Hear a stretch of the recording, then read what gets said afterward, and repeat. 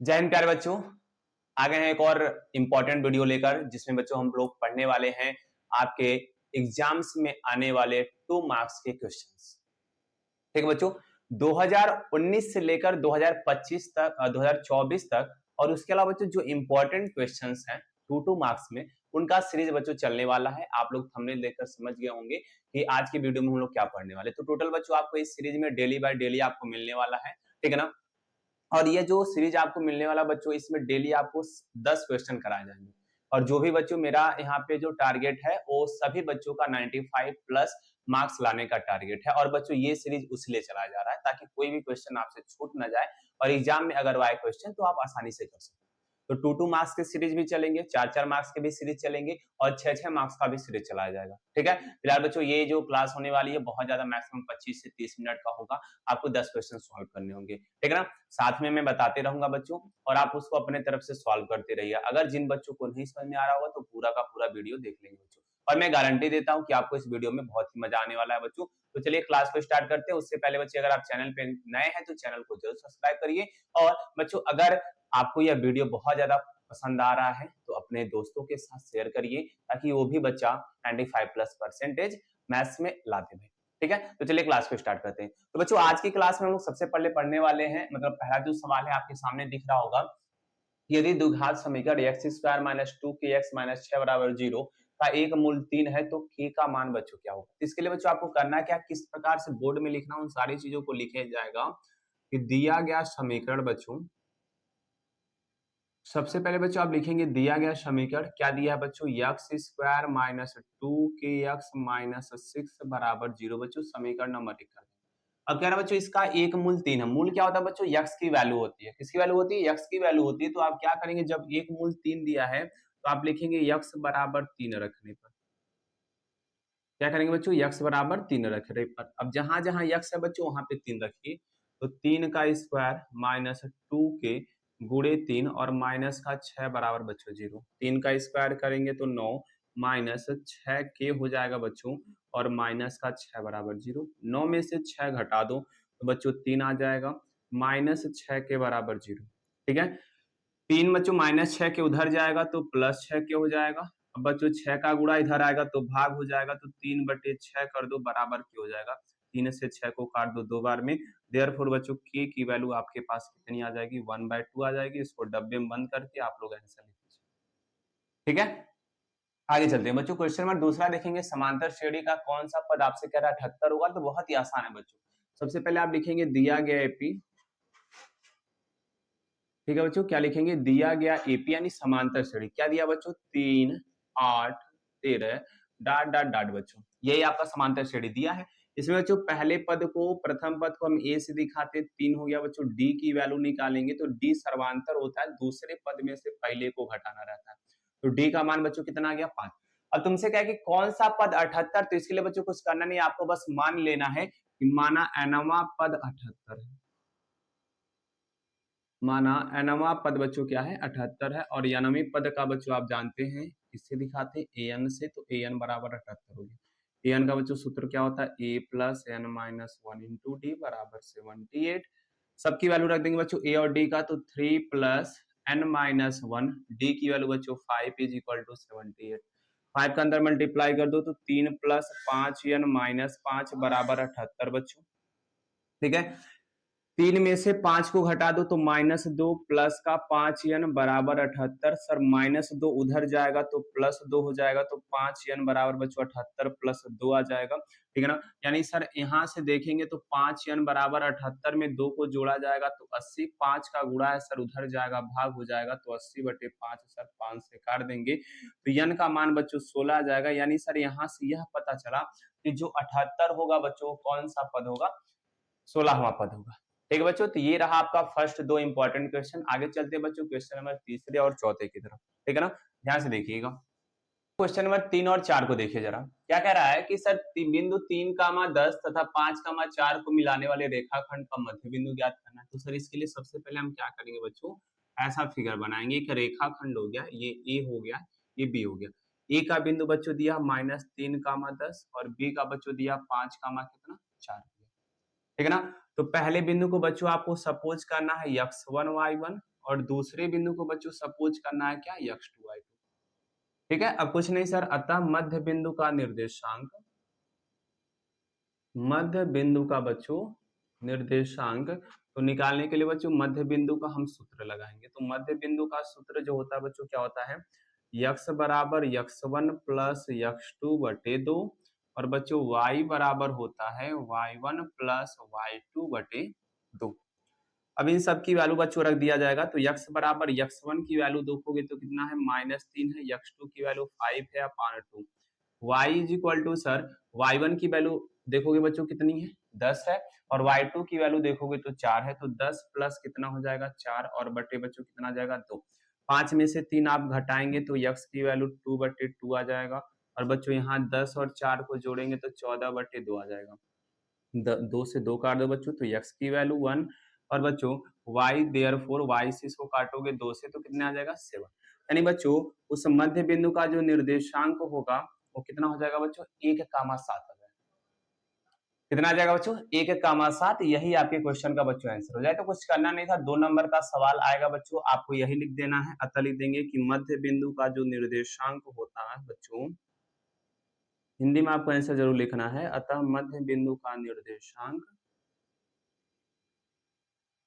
क्या लिख देंगे बच्चों 1,7 है, क्योंकि बिंदु हम जानते हैं बच्चों x और y होता है। ठीक है, फिर बच्चों त्रिकोणमिति का ये सवाल दिया 2 नंबर में, कह रहा है कि इसको सिद्ध करके दिखाओ। इतना तो बहुत ही आसान है बच्चों, चलते हैं। देखिए बच्चों लेफ्ट हैंड साइड से सॉल्व किया जाएगा। क्या इसका दोनों हर देखेंगे बच्चों क्या समान है, कहोगे नहीं सर, तो बच्चों तिर्यक को गुणा करेंगे। 1 प्लस कॉस ए का गुणा 1 में करोगे तो 1 plus cos A plus 1 minus cos A का गुणा 1 में कर दो बच्चों तो 1 माइनस कॉस ए और नीचे प्यारे बच्चों a माइनस बी और a प्लस बी होता है a स्क्वायर माइनस का b स्क्वायर। देयरफॉर बच्चों इतना आ जाएगा। समझ में आया? मतलब इसका गुणा 1 में करोगे यही आएगा, इसका गुणा 1 में करोगे यही आएगा। नीचे a प्लस बी और a माइनस बी है तो हम जानते हैं a प्लस बी का गुणा जब a माइनस बी में करते तो सूत्र जो जानते हो बच्चों a स्क्वायर माइनस क्या होता है b square, a square minus b square. ऊपर देखो cos a से बच्चों cos a कट जाएगा, 1 और 1 कितना हो जाएगा 2, 1 माइनस कॉस स्क्वायर आ जाएगा। और बच्चों हम जानते हैं कि 1 माइनस कॉस स्क्वायर ए जो होता है वो साइन स्क्वायर ए के बराबर होता है बच्चों। अब मैं तुमसे कहूं कि क्या मैं इसको 2 गुणे 1 अपान साइन स्क्वायर ए लिख सकता हूं, क्या कहोगे? हाँ सर बिल्कुल लिख सकते हैं। तो बालक ध्यान से देखो 1 अपान साइन जो होता है वो किसके बराबर होता है, तो कहोगे सर ये कोसेक के बराबर होता है। तो सर कोसेक हो जाएगा। अब इसका स्क्वायर है तो बच्चों इसका भी स्क्वायर कर लेंगे और बच्चों ये हमारा राइट हैंड साइड आ जाएगा। और इसी प्रकार से बच्चों ये सवाल क्या आ जाएगा, प्रूफ।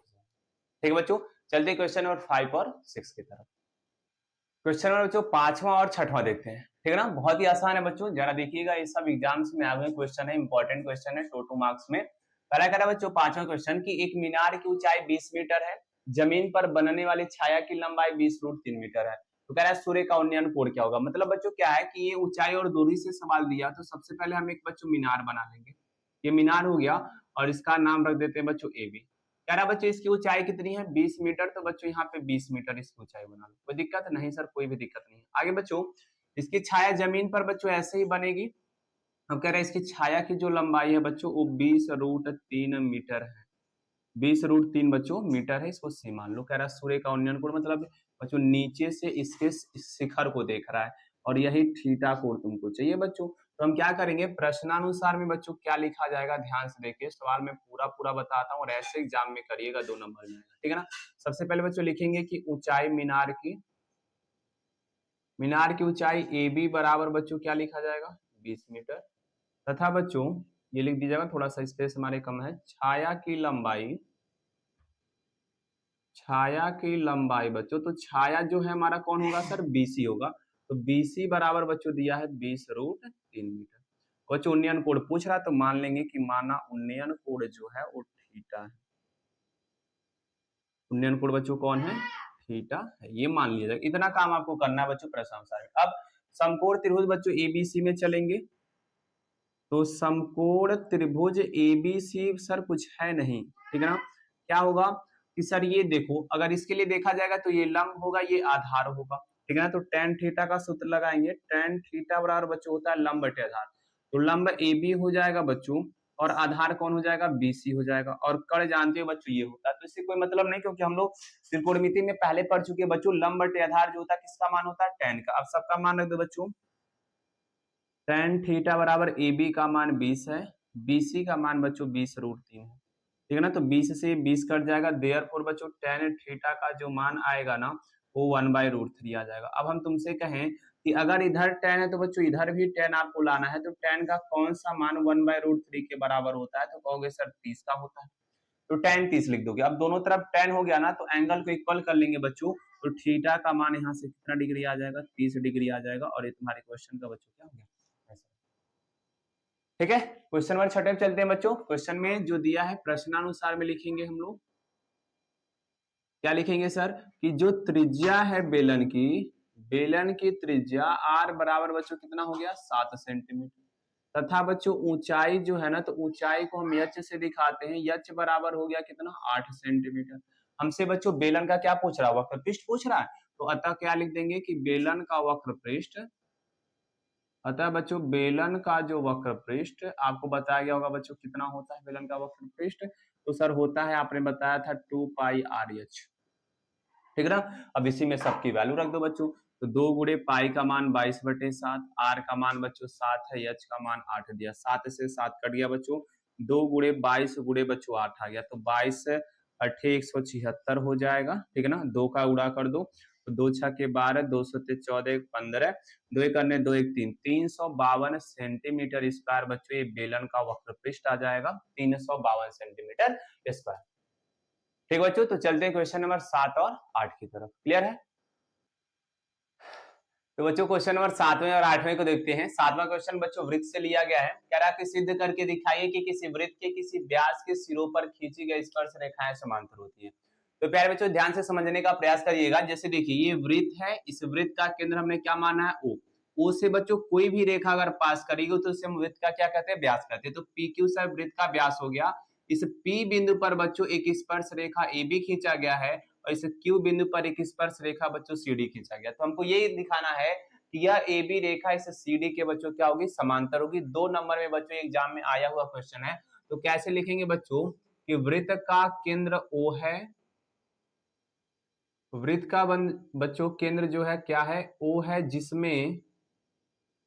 जिसमें PQ जो है बच्चों व्यास है, PQ क्या है, व्यास है, खड़ी पाई, ये चीजें लिख दिए भाई। अब क्या लिखेंगे बच्चों, बिंदु P तथा Q पर, बिंदु P तथा Q पर दो स्पर्शी रेखाएं, दो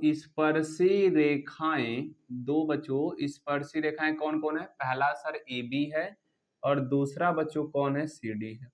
तो AB तथा लिख देंगे CD है। इतना बच्चों आपको गिवन में लिखना है, प्रश्नानुसार जो भी सारी चीजें कह सकते हो उसको लिख दो। अब करना है क्या बच्चों कि हम जानते हैं सर, चूंकि वृत्त की त्रिज्या जो होती है, वृत्त की त्रिज्या स्पर्श रेखा पर क्या होती है, लंब होती है बच्चों, ये आपको मालूम होना चाहिए, स्पर्श रेखा पर लंब होती है। अब बच्चों जब लंब होती है वृत्त की त्रिज्या, तो ध्यान से देखिएगा जरा, ठीक है ना। इसलिए इस कोण को बच्चों मैं नाम दे रहा हूं 1, और इस कोण का नाम दिया जा रहा है कौन सा, 2। तो कोण 1 का भी मान सर 90 डिग्री होगा, तथा बच्चों कोण 2 का भी मान कितना होगा सर, 90 डिग्री होगा। इसे समीकरण नंबर 1, इसे समीकरण नंबर बच्चों क्या कर देंगे, 2। सर कैसे होगा, ध्यान से समझेंगे बच्चों। ये वृत्त का केंद्र है, तो O से Q त्रिज्या होगा, तो त्रिज्या हमेशा स्पर्श रेखा पर लंब होगा, तो ये वाला 90 डिग्री होगा। ऐसे सर OP त्रिज्या होगा, तो जो ये सर OP त्रिज्या है किस पर लंब होगा सर, इस स्पर्श रेखा पर, तो कोण 2 का भी मान 90 हो जाएगा। अब बच्चों समीकरण 1 व 2 की बात अगर किया जाए, समीकरण 1 व 2 से, तो सर राइट साइड बराबर है तो बच्चों लेफ्ट साइड भी बराबर हो जाएगा, तो कोण 1 बराबर क्या हो जाएगा बच्चों, 2 हो जाएगा। अब ध्यान से देखो बच्चों, अगर यह दोनों कोण बराबर है तो इन दोनों कोणों को बच्चों क्या कहते हैं, एकांतर अंतःकोण। अब बच्चों क्या लिख देंगे कि एकांतर अंतःकोण, यही ब्रैकेट में बना के लिख देंगे। और प्यारे बच्चों आपको क्लास 9th में पढ़ा गया होगा कि अगर दो समांतर रेखाएं हैं, इसको एक कोई तिर्यक रेखा काट रही है, ठीक है ना, तो एकांतर अंतःकोण आपस में क्या होते हैं, बराबर होते हैं। यह दोनों सर एकांतर अंतःकोण बराबर होते हैं। वहां पर आपको बताया गया होगा ये भी कि इसका ठीक उल्टा, कि अगर एकांतर अंतःकोण बराबर है तो सर यह दोनों रेखाएं आपस में क्या होंगी, समांतर होंगी। तो अतः बच्चों आप यहाँ पे क्या लिख देंगे कि जब एकांतर अंतःकोण बराबर है तो ए बी बच्चों किसके समांतर हो जाएगा, सी डी के। आप बच्चों इसको डब्बे में बंद कर दीजिएगा और ये आपके क्वेश्चन का बच्चों क्या होगी। फिलहाल चलेंगे बच्चों क्वेश्चन नंबर 8 की तरफ। कह रहा है यदि मौसा 99 का 153 बराबर 9, मतलब 99 और 153 का मौसा पर 9 दिया है तो लसा पर ज्ञात करो बच्चों। इसका मतलब क्या हुआ, देखो प्रश्नानुसार में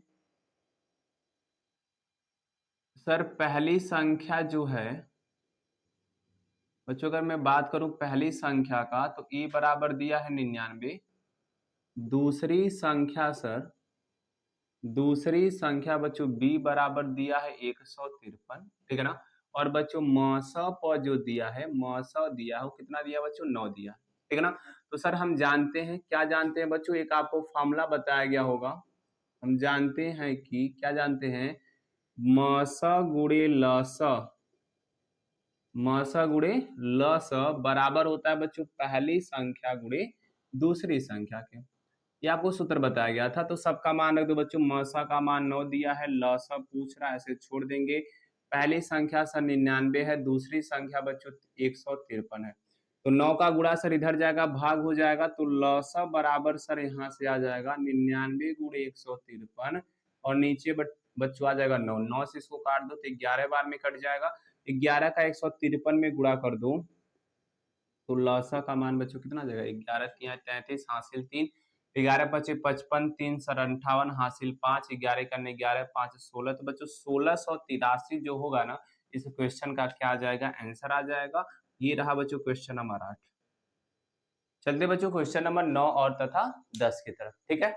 तो ध्यान से देखते हैं क्वेश्चन नंबर 9 और 10 की तरफ, ठीक है ना। नौवां क्वेश्चन क्या कह रहा है बच्चों कि यदि अवरोही क्रम में संख्याएं 22 18 x प्लस 4 x प्लस 2 10 8 6 की माध्यिका बच्चों 12 है तो x का मान ज्ञात करें। यह सवाल बच्चों आपका सांख्यिकी चैप्टर से दिया गया है, ठीक ना। कुछ करना नहीं, सवाल सर बहुत ही आसान है। सबसे पहले अवरोही क्रम में जो संख्याएं बच्चों दी है ना उसको आप लोग लिख लीजिए, ठीक है ना। कुल संख्या बच्चों कितना है उसको लिख लीजिए, कुल संख्या।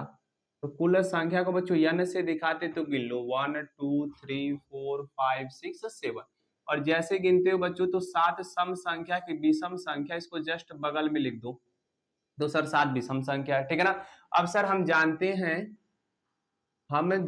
हैं बच्चों, आपको बताया गया था कि विषम के लिए जो माध्यिका होती है, विषम संख्या के लिए जो माध्यिका होती है वो कितनी होती है। तो सर हम जानते हैं n प्लस 1/2वां पद होता है, ये आपको बच्चों बताया गया होगा। तो सबका मान रख देंगे।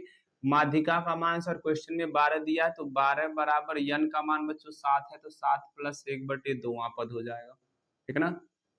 7 प्लस 1 जोड़ेंगे तो बच्चों कितना आएगा, 8/2वां पद हो जाएगा। 2 से बच्चों 8 को काट दो तो सर 4 बार में कट जाएगा, यानी 12 बराबर बच्चों आ जाएगा चौथा पद या 4वां पद, जो भी आप कहना चाहो, ठीक है। अब चौथा पद बच्चों आया ना तो इसको हम कहाँ देखेंगे, अवरोही क्रम में जो संख्या गिनी गई है या लिखी गई उसको देखो। तो चौथा पद गिन लो बच्चों, 1 2 3 4, या पीछे से भी गिनोगे तब भी यही आएगा 1 2 3 4। मतलब चौथा पद बच्चों कौन है, x प्लस 2 है। आप इस चौथे पद के जगह पे x प्लस 2 रख दो। अब सर प्लस 2 इधर आएगा बच्चों, क्या हो जाएगा, -2 हो जाएगा। और 12 में से आप जब 2 घटाओगे कितना आ जाएगा, 10। देयरफॉर बच्चों x की वैल्यू 10 आपके पास इस क्वेश्चन का क्या हो जाएगा, आंसर हो जाएगा, ठीक है ना। क्वेश्चन नंबर 10 की तरफ चलेंगे। तो क्वेश्चन नंबर 10 में देखोगे बच्चों जो दिया गया समीकरण है ना हमारे पास, वो पहला समीकरण दिया है 3x minus 5y is equal to 4 is equation number first. And बच्चों सेकेंड इक्वेशन जो दिया है 9x minus 2y is equal to 7 is equation number second, ठीक है ना। तो देयरफॉर बच्चों इसको सॉल्व कैसे करेंगे, आपको मालूम होगा विलोपन विधि, प्रतिस्थापन विधि या सर ग्राफी विधि, किसी से भी इसको सॉल्व कर सकते हो। तो विलोपन विधि से करने जाएंगे तो तरीका क्या होता है, या तो x का गुणांक बराबर करते हैं या तो y का गुणांक बराबर करते हैं। तो बच्चों हम x का गुणांक करने जा रहे हैं बराबर, पहले वाले समीकरण में हम 3 से गुणा करने जा रहे हैं। तो सर समीकरण 1 में 3 से गुणा करने पर, 3 से बच्चों क्या करने पर, गुणा करने पर, तो 3 से गुणा कर देते हैं समीकरण 1 में। तो 3 3 का 9x -3 पचे 15y और 3 चौका 12 बच्चों, समीकरण नंबर क्या हो जाएगा 3 हो जाएगा। ठीक है, 3 से गुणा करने के बाद जितने भी टर्म रहेंगे उन सभी में आपको 3 से गुणा करना है। समीकरण 3 बच गया। अब बच्चों जिसका गुणांक तुमने बराबर किया, ये वाला समीकरण देखो 2 वाला और ये वाला, दोनों में बच्चों चिन्ह देखेंगे क्या प्लस प्लस है, कहोगे हाँ सर। तो बच्चों जब चिन्ह समान रहेगा ना तो दोनों को घटाते हैं, दोनों को क्या करते हैं घटाते हैं, और अलग अलग जब चिन्ह रहता है तो दोनों को बच्चों हम जोड़ते हैं। तो फिलहाल अपने वाला जो केस है वो समान समान का है, तो दोनों समीकरण को क्या किया जाएगा घटाया जाएगा। तो समीकरण 2 में से बच्चों हम समीकरण 2 में से 3 को घटाने जा रहे हैं, 3 को घटाने पर।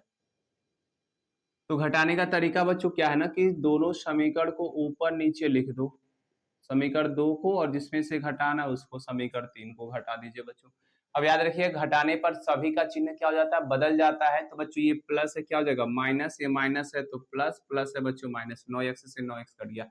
15 में से 2 घटा दो बच्चों तो तुम्हारे पास आ जाएगा 13y, माइनस प्लस होता है माइनस बच्चों, 12 में से 7 घटा दो तो 5, देयरफॉर बच्चों y की वैल्यू आ जाएगी -5/13।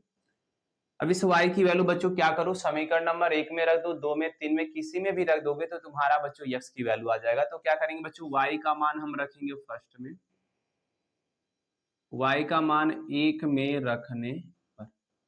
तो फिलहाल बच्चों रखते हैं 1 में, ठीक है ना।